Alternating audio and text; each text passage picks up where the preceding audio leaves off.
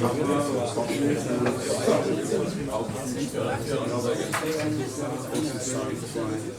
I'd like to welcome on stage our today's guest. He's pretty well known in the sphere in the Austrian startup scene. It's Bernd Gruber from Indoo.rs. Welcome. Have a seat. The best part about all this is that we do seating and we don't do it in standing. Nice. I hope you had a beer before. Not so far. Jesus. Okay, Bernd, maybe give us some insight about your background, where do you come from, what did you do before you started with all these stupid ideas of starting a startup and going through all that grind? So I graduated technical school in Austria, so I actually worked as a programmer. I got some programming skills. Then I went to university. At university, studied international business and Chinese. Never graduated that, by the way. Should do that. That's a good one. You know, Bill Gates and so on. You're on the right track now. Nah, my granny still bugs me, so I have to finish it. And whilst doing that, I started my first jobs in Vienna. Did some consulting, did some IT consulting, did some project management at a company. Yeah, and basically then after, I think 3 or 4 years or so, we came up with the idea of Indoo.rs, and yeah, we just tried it, and yeah, it was a really nice experience, to be honest. So let's not talk about Indoo.rs at the moment. Sorry. For beginning. That's fine. That's fine. We all know Indoo.rs, leading indoor navigation system, best one in the world. That's you. I think I met you first time. I don't know if you remember at the Wirtschaftsinformatik-Konferenz somewhere at lunch or dinner or something. Mm-hmm. I can remember. I always remember when we do eating.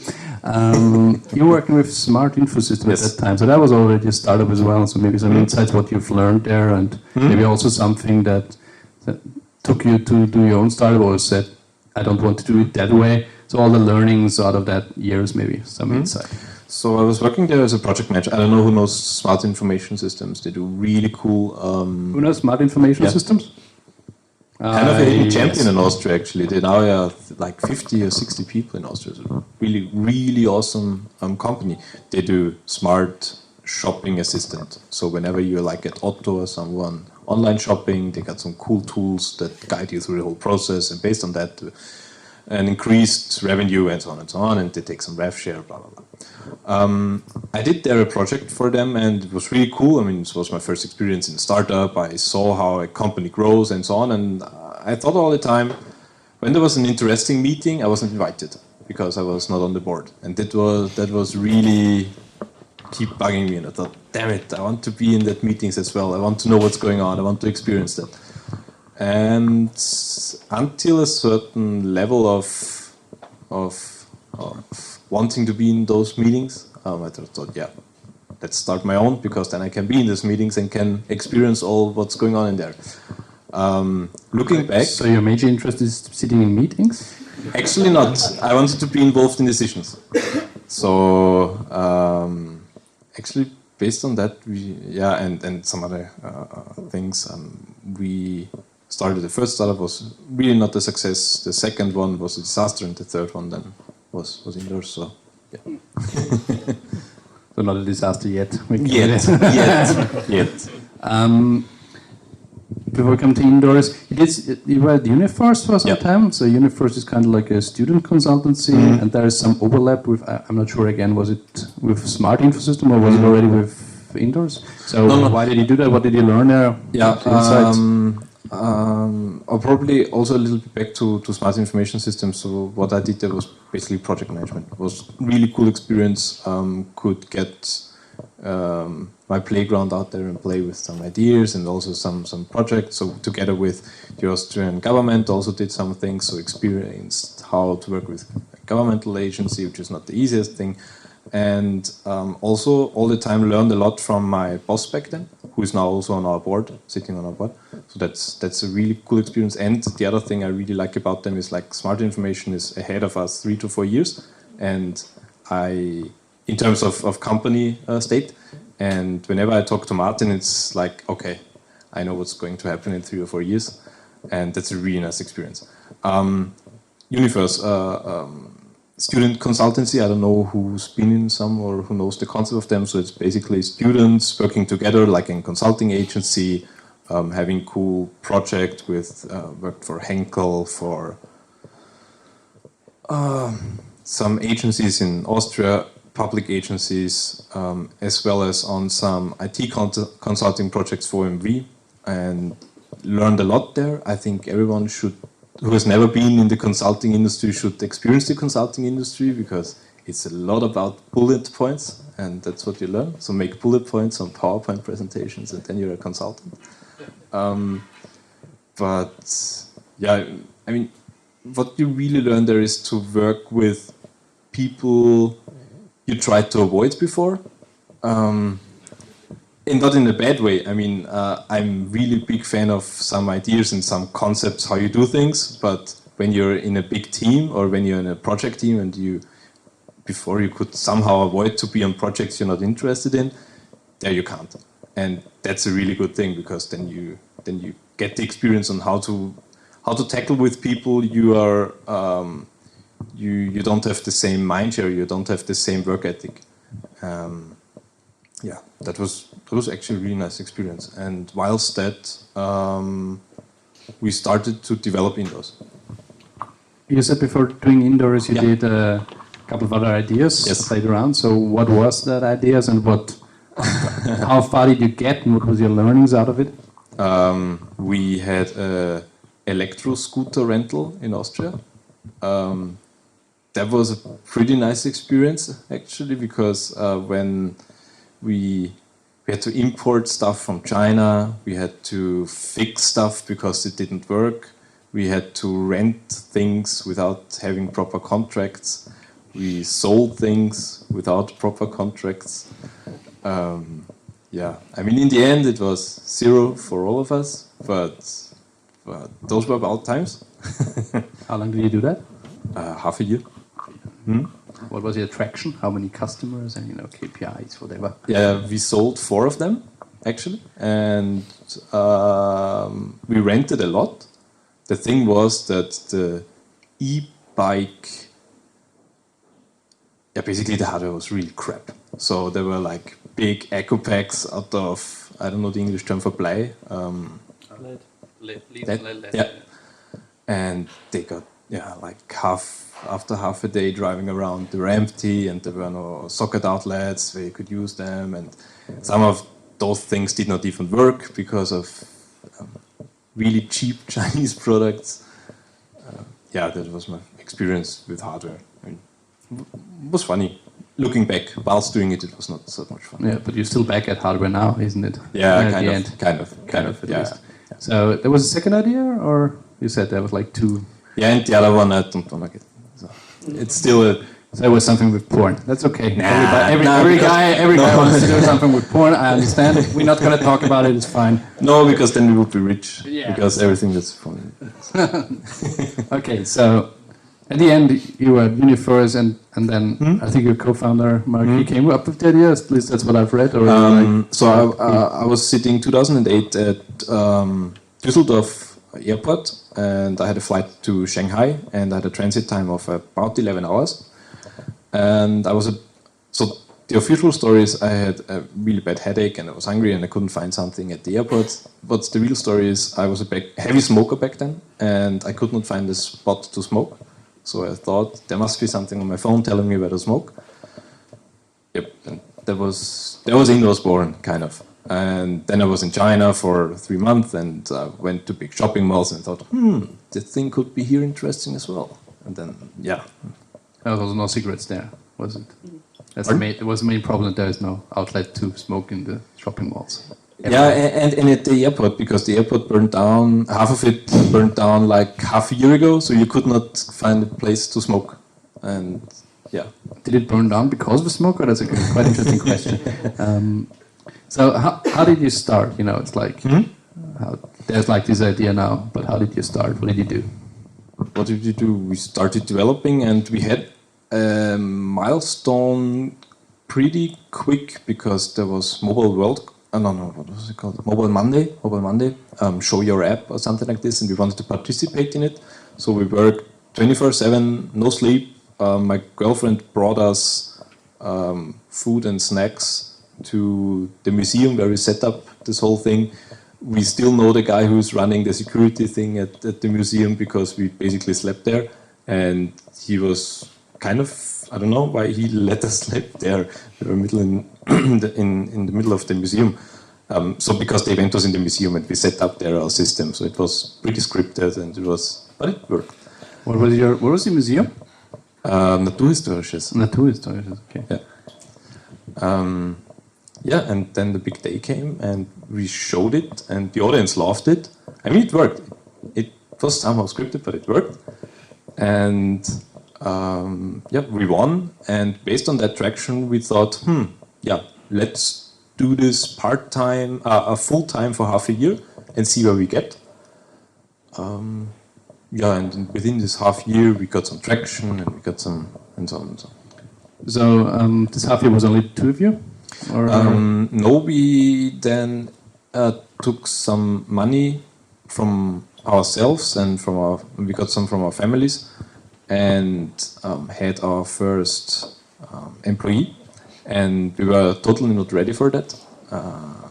So we did all the things wrong, and we found out that having an employee is not like, yeah, work, task work. No, it works a little bit different, and we learned it the hard way. In the end, we kind of did not, or ended not up working with him anymore. However, the last project we did in Switzerland, he worked again with us as an external guy, so that was really amazing. So we still like each other. Yeah, then we had the first employee, had the first office. It had no heating, so in the winter we had this gas powered heater, and it got pretty cold. However, if you have got this gas powered heater, a lot of coal monoxide and coal dioxide, so CO, is quite high. So we had some alarms inside of the office. It was just one room, like that size, and also this alarm went off quite often. So we thought, either we die or we get a new office. Marcus actually slept once in the office and the alarm went off and he nearly didn't wake up. He survived. He survived. Yeah, and then we got from Frequentis a very nice office, which is just around the corner. So Frequentis, a big company in Austria, does amazing things. And they have a startup center where you can apply and there you get some office. The first year is for free, yeah. And the second and third one you have to pay and then you have to move out because then you're not a startup anymore. And we even managed to get the keys a little bit earlier. I remember it was mid-February, so pretty cold. A week before, Marcus and I had to buy new gas bottles and we had no money to rent a car anymore. So we went by subway with gas bottles like that big, so you can imagine people looking at us. Like, yeah. Did you have the beard already? Pardon? Did you have the beard already? I think so, yeah. So this whole terrorism thing might also came into their mind. Yeah, we would totally blew up the whole station if something would go off because it was like one. And then we went into the new office even before we were allowed to move in because we got the keys and so on. And there it was warm. And it was super awesome, and we had a cleaning lady. So this was something we were totally not prepared for. And we went to another startup so we were on the third floor, and next to us was another startup, and they were complaining that the cleaning lady again forgot to put the dishes in the dishwashers or something. We were like, there is a cleaning lady, there is warm heating, come on, how do you can complain? And yeah. Well, it was pretty nice time back then. Yeah. What's the deal with Frequentis? Do they take equity or is it like only... The deal with Frequentis is you get the office for free the first year and they see if they can support you and if there's some related business. Yeah, of course. So yeah. They're looking for... So if any of you has something that can be done with Frequentis, he's the guy to speak to him, get you an office with... A cleaning lady, which is actually nice. It's really nice. Yeah, we still have the same thing. So I'm thinking of moving in with my personal stuff there. That's probably better. Okay, so you got the office that was still with the two of you and the employee, or was No, we had then two new ones. So one friend from school, and another one. And then we were four, I think. Yeah, four. And so the product started to work even better. We got some first traction. So everything went quite smooth. I like it how you say it started to work even better. I think it gets the priorities right. Yeah. Oh, Jesus, I'm like the worst person in the world being on stage and not having turned off the sound of the mobile phone. I'm very sorry. So, have you been financed by that? Do you have grants or what? We had a public grant that helped us a lot. However, I mean, you get the first 50% of a grant, and then you have to spend the money, and then you have to spend money from the second 50% as well, and then you get the money at the end. So you have got the bridge that you have to close and finance by yourself. And that was pretty hard. I know that situation at the moment, so yeah. Yeah, you don't think about it if you get it. It's no, like you don't. Money! It's like money, and then you don't think about... But after half a year, it's like, yeah. And you also have to pay value-added tax beforehand, and you get that back, and you're like, fuck, there's another 10,000 euros, where do I get that from? Okay. Was it from FFG, or was it AWS, or what was your...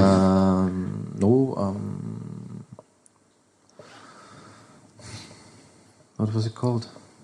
I can't remember, actually. It's a Vienna... was it... Departure.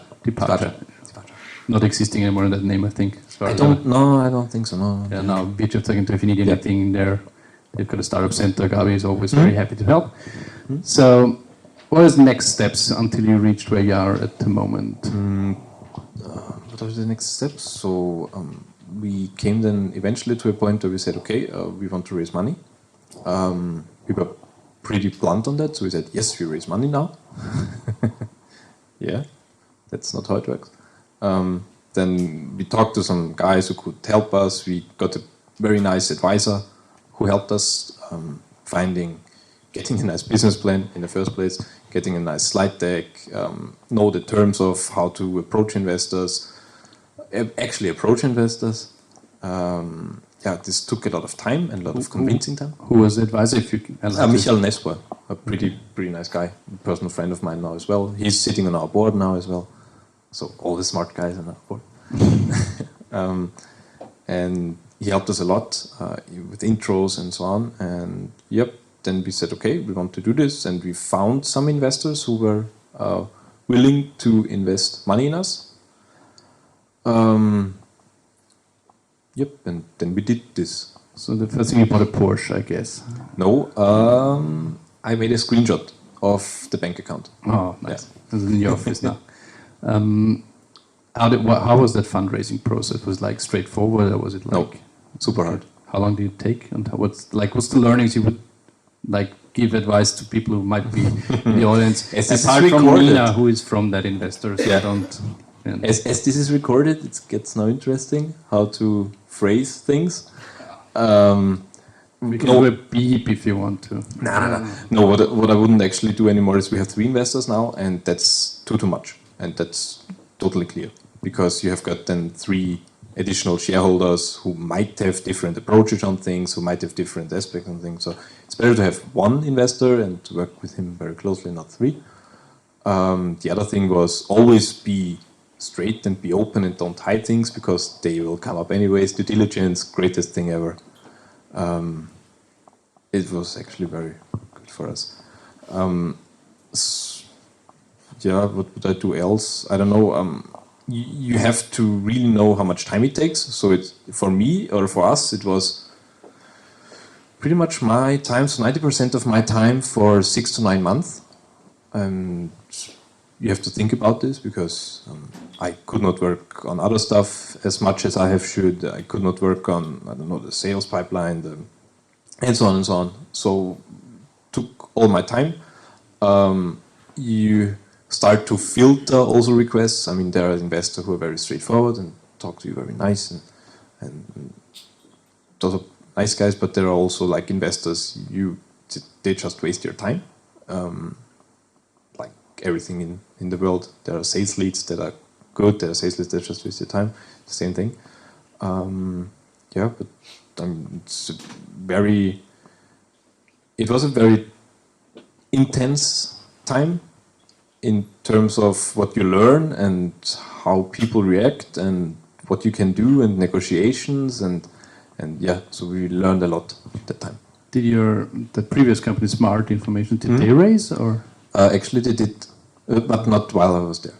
Yeah. Okay. So you couldn't take anything from that, unfortunately. Yeah. So with that, what did you do with that money apart from going to Hawaii, or I don't know? Our first salary. So we had no salary until this time. How long into the company was it? 3 years. Yep. It was a long time. Too long, if you think back. So I won't do this anymore that hard. That's something I've learned. So we paid ourselves salary, we hired more technical stuff, more research stuff, and more sales stuff. Basically fulfilled what our business plan said. And yep, I mean, you never reach all goals you set yourself, that's impossible. And you never reach all milestones that you set yourself, that's also impossible. But I think we did a pretty good job on most of what we did. Okay. Like you were founder team of 2? Yes. And now you're having a CEO who is not a founder. A little exclusion, I know the CEO quite well as well, so that this is on screen. So how did that get along? You know, you're like the founder team and then someone comes in and even if he's a nice guy, it's your company. The funny thing is, from the start of the company, Marcus and I all the time said that none of us is CEO because we always knew that we lack seniority and experience. So we always knew that we need a third person to do that. And so it was from the start, we were pretty open on that. And even when we closed our round, our investors round, we told our investors we need someone as to support us on that because we have never done that, and we don't want to fail because of the lack of the experience we both have. Yeah, so we approached some guys, and Hannes turned out to be great. And, yeah. And now it works well as totally. perfectly, of course, Totally. of course. Like everything in the world. I did that for you, Hannes. Okay, let's into the camera. Okay, so it's actually quite good in time. So, what do you think? You're like in the now called Internet of Things area, kind of. You know, there's all this. As always, there's all these buzzwords. Like there used to be ASP, then it used to be SaaS. Now, it's, in a couple of years, it's actually cloud and SaaS, whatever. What do you think is the development of the scene and your scene, like the indoor navigation? It used to be a very hot topic. I can remember. Yep. Now, apart from a couple of players, I don't hear a lot at all anymore. I only follow Indoo.rs because it's Austrian, you can get a lot. So maybe your insight onto the area, what's the difficulties and what's the outlook of that technology? Yeah, so maybe for who don't know what we do, we provide indoor navigation and localization systems. So basically like outdoor GPS you can use and indoor you can use our stuff. That's it. And not more, not much more. When we started, we went to shopping malls and we said, okay, in a shopping mall, you need indoor navigation so people can find the shop. You know how long people stay in specific areas. You get to push coupons to people who walk by a store and so on and so on. They were like, yeah, that's a great idea. However, we don't even have a website. So, yep, we were a little bit too far ahead probably back then. And nowadays, shopping malls and building vendors approach us and tell us, we need this system. This is very crucial for us. This is very important for us because we see the trend, we see a trend rising, and that's why we need stuff like you guys provide. So the industry is working in our direction. Also this whole iBeacon stuff, so worked pretty great for us. What still buzzes me in the market is that this was 3 or 4 years ago, a company claimed to have sub 1 meter accuracy all the time, and that's not possible. From a physics point of view, that's not possible based on a shared medium like Wi-Fi or Bluetooth Low Energy. But whenever you approach then a customer and he tells you, but those guys, they are sub-meter all the time. And it's like, have you seen it? Have they shown it to you or something? But yeah, so got some burnt ground that you have to build up again and set expectations accordingly. Yeah, I mean, industry is working well. Google and Apple are moving into that space, which is great for us because that raises awareness for the whole topic. And there are always niches where you can live quite nicely. Coming to niches, who's your competitors? Mm-hmm. What do you think is your advantage on them? And what do you think is going to be the development? Is it going to be like Google and Apple buying everybody and then incorporating it? Or is it going to be like a separate industry apart from those big guns? We've got some competitors in the US, in Europe, in Germany, in Switzerland. So there is competition out there. However, the market is that big that we hardly touch or feel our competitors. I don't think that Google and Apple will move in that space or will overtake everyone. Why? Because some things are just too niche for them, and Apple is never going to provide like a solution for shopping malls. There are at least 3 or 4 digits missing in the whole sum for them to move in that space. Same goes for Google. And the other thing is, when you really want to own the location, they want to own what's happening in it. And if a Google comes and says, okay, we provide you free maps and so on, they say, okay, that's pretty nice, yes, but how do we make money with it? And it's like, yep, but we provided it you for free, so you can make money with it. Based on that, more and more airports, more and more shopping malls come to us and say, but we want to own that solution because it's our building and we don't want to have a third party again doing something in our building without having us the control and B, the possibility to make money with it. And yeah, I mean, airports make millions and like 3-digit millions of money with just parking. And yeah, everybody who was at Vienna airport knows that. Trust me, with the car once. It's like the most expensive parking in Europe, apart from Heathrow. I can't compare that. Zurich is where? Jesus. Yeah. Okay.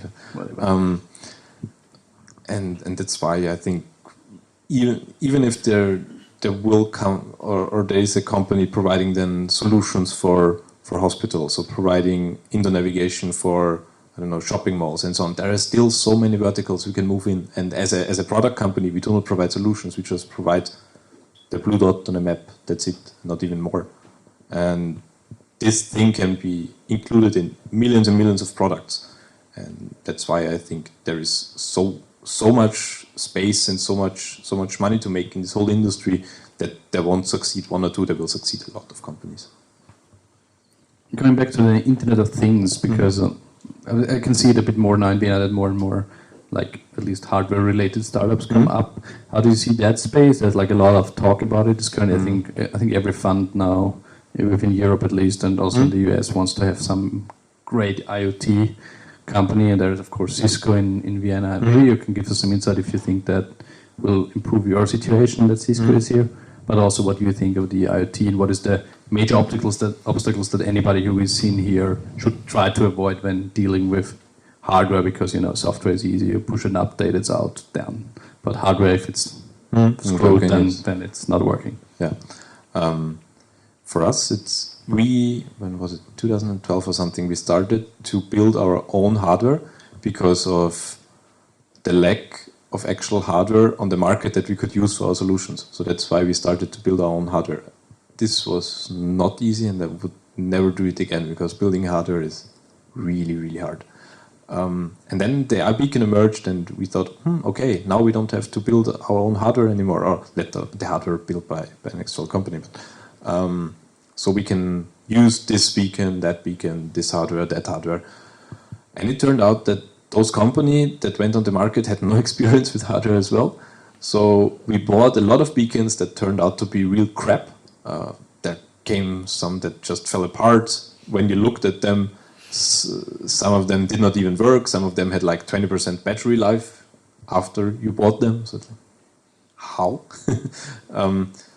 Yeah, but now the industry is getting a lot better, and there are now beacon and hardware companies out there who got the stuff together and are building really, really great hardware. And we cooperate with some of them because we think this is a very strategic part of our business to have a solid hardware provider as well. Yeah, and that's my opinion. To the question answer, there's now a very sensitive topic, and he is not listening, that's good. You took venture funding, that means there has to be an exit at some stage. How do you feel about that? Because you built it up, and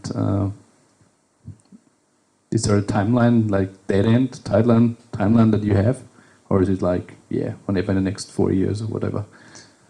For myself, there is no timeline. However, investors have timelines because their fund closes and so on. And whenever you take venture, you have to be aware of the fact that they don't give you money because they like you, because they give you money because they want to make more money, and that can only be achieved by selling you. And if you keep that in mind, it's good. It's okay. It's okay. So you're going to be here as an angel investor in a couple of years, hopefully? Yeah.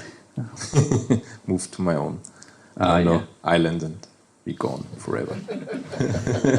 That's what they all say, but they all come back. Trust me, it's like... it gets boring after like 2 weeks, maybe. Yeah, it's like the worst I could think of on an own island. Maybe if they have good internet connection, it might be okay. But yeah, they do not tend to have that. Okay, it's actually right on spot. So if you don't mind, we've got a not too big audience today because it's Friday. And if some of you has question, then please ask. I only would like to repeat the question because we've got it on the audio tape here, like on the audio line, and then I'll ask you to answer. So if there's any questions, please. Did you secure your idea at some point, or like patents and everything, or not at all? The question was about what kind of securing of their whatever they had, patents, technology did they do during their time, and maybe also at what time did you think about that, and what is your experiences with that? We have patents filed, we have patents granted. However, this is super expensive. I mean, the patent, fully everything covered in some areas is like 50K or so. Yeah. For us, there are a lot of patents in our field, so we filed them to have some as well. Let's put it that way. From my personal view, I'm not that big fan of patents actually. However, investors really like them. Marcus is in the audience as well. He won't agree with me. Yeah. Did you actually need it already? Like, was there like a case where you actually... No. There was nobody coming trying to sue you? Or No. The other side around, you couldn't like sue Google for a gazillion dollars or something like that. Yeah, we could try, but don't know if this is a good idea. And the other thing of securing, when we came up with the idea, we had this idea of how to locate and how to build up the whole localization system, and we did not talk to people about it, how it works, and I don't think this was either clever or stupid. Because I mean, you've been in that industry so long and you've been thinking about something that long, so you can talk about people how it works because they've got other stuff to do and they won't steal your idea. Otherwise, when did you do that? When did you file the patents? 2012, I think, the first one. So after 2 years of working on it. Yep. Because then we had a little bit of money doing that. So maybe about money. You now have a team of how many people? 21. And you're looking for people in an area or not at the moment? Because a couple of people asked me if there's like open positions at the moment at some companies. Just hired 3 new people, so right now not, but there are extension plans. Okay, that's great. Any other questions from the audience? Somebody's only coming for sushi. When was the time for the return of investment? The time for return of investment, you mean for the break even or when did you? I mean, when our company went break even, we already had 2 months where we were break even. Sometimes we are, sometimes we're not. It's always funny to look at it, isn't it? Yes. Okay. Does the competitor company who claims that they can have an accuracy of sub 1 meter still exist? No. So the answer was if the competitor with sub 1 meter. Sorry. Yeah, sorry. No, it's all right. You can figure that out. So does it still exist? The one that was posting that they can do what physics doesn't allow? They don't. No, they don't exist anymore. What was their name? Don't want to talk about that. All right. Okay. No worries. Any more questions? You're actually still a very small company, but you have a research team. So Yes. what was the thinking process, having actually a separated research team, and how does it work now? So we have 4 researchers in our team. All of them are PhDs or doctors in physics, or actually I think all in physics. A Yeah. bit biased here, it seems. Pardon? Are you biased? What was your? No. You did internet business. Yeah. Yeah. So not biased. Sorry. Why was that? Because what we do is, I mean, we really invent new things. We really have to think about how to use wafer propagation and so on. I mean, I'm really bad at those things, so I can now throw buzzwords at you. You'll be amazed, but even I don't understand. And we, because of in the industry we're working in well, it's a really complex problem we are trying to solve to locate inside. You have a shared medium, and it's not that easy to provide an accurate and robust indoor navigation system, as you experienced. And that's why we have our dedicated research team, because they have to think outside of the process. They have to have the ability to try new things without having them aligned on a dedicated product. So there's like a research project, and we want to find that, or we want to succeed with that component of or we want to improve that component of our product, and they have free minds to do whatever they'd like to, and yeah, they are those type of people who do that. Okay. So that about research. There's one more question. Yeah. Yeah, I wanted to ask you a question regarding your CEO. Can you explain the whole process? How did you hire him? And actually, eventually, how did it feel? So the question was, how was that process when you got the external CEO, Hannes, and how did you go along with that, and how was your feeling, and like maybe a bit more detailed how that went along, how long it took, maybe also. How long it took? Yeah.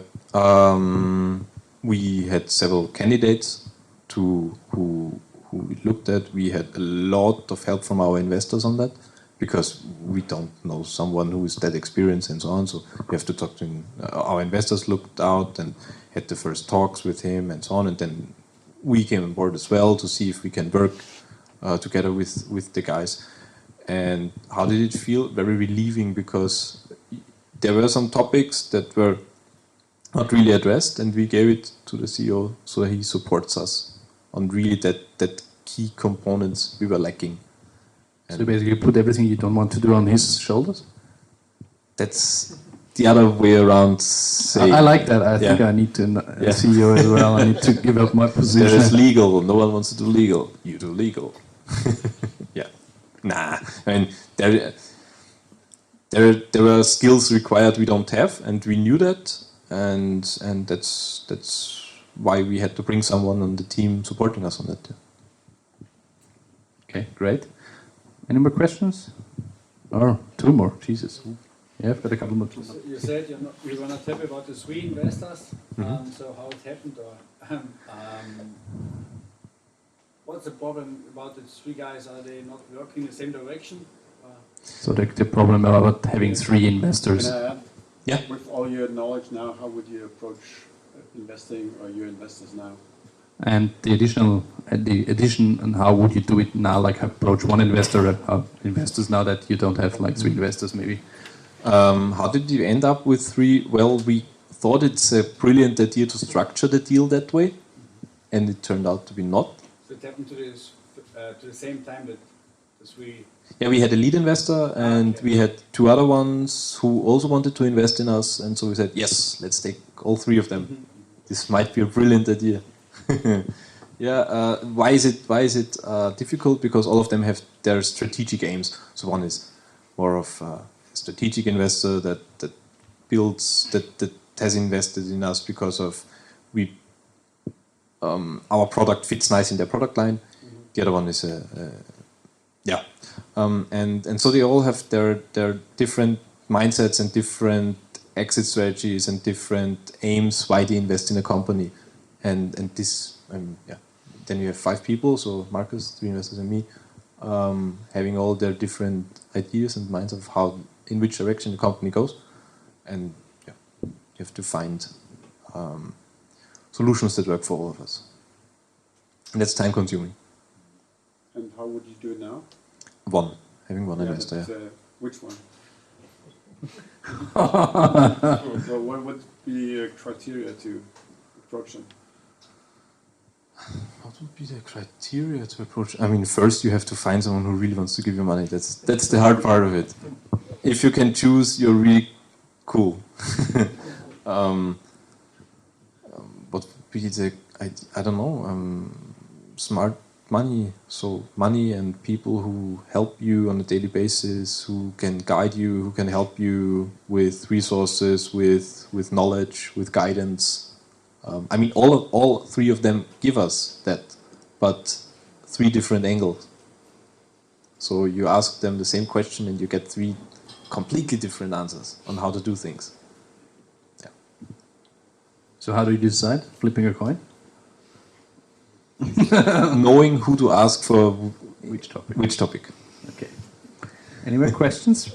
Yeah. Yeah, do you have customers using Indoo.rs for non-human navigation? Or wanting to use it for non-human navigation? So there was a question about having if there is customers who actually use the Indoo navigation for non-human navigation. So yes, we have a customer using for tracking of the beds in a hospital. So for process optimization, whenever you move a bed out of emergency room where they get you on, there's a process triggered that the new one can be driven in. Yep. But nothing in robotics? No. no robotics. No robotics so far. However, we like robotics and we have some robots in our office. But yeah, me too. I've got a Hoover. Cleaning my door floors. The best robot cool ever. Sorry, yes. so to make product advertising, but like this takes it. Okay. Are there any other questions regarding Indoo navigation? Well, there's one more.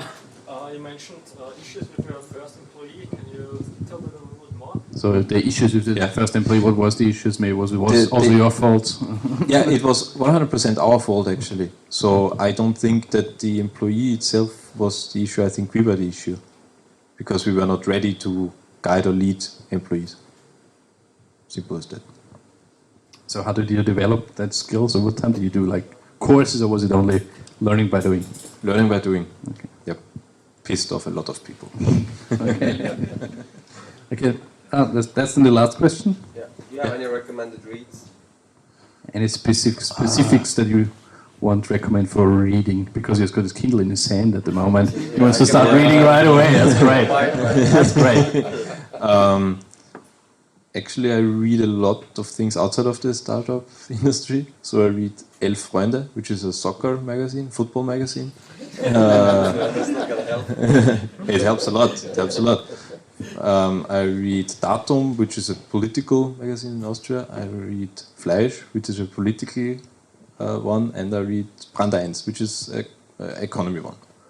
But other than that, I really like Stephen King books. So get into that. The Dark Tower series, wonderful. Read it 3 times.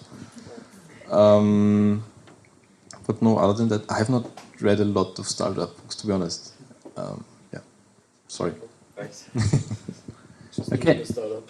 Pardon? Just doing the Yep. startup. I like to do failures on my own, but and not want to read about them, because if I read about them and then I do them, I feel really stupid. So I do them and then I read afterwards about them and I think, yes, I've done that as well. Tick. So you might want some recommendation system that gives you the recommendation of what books you want to read now, like that. Okay, thank you very much, Bernd. Thank you. Thank you very much.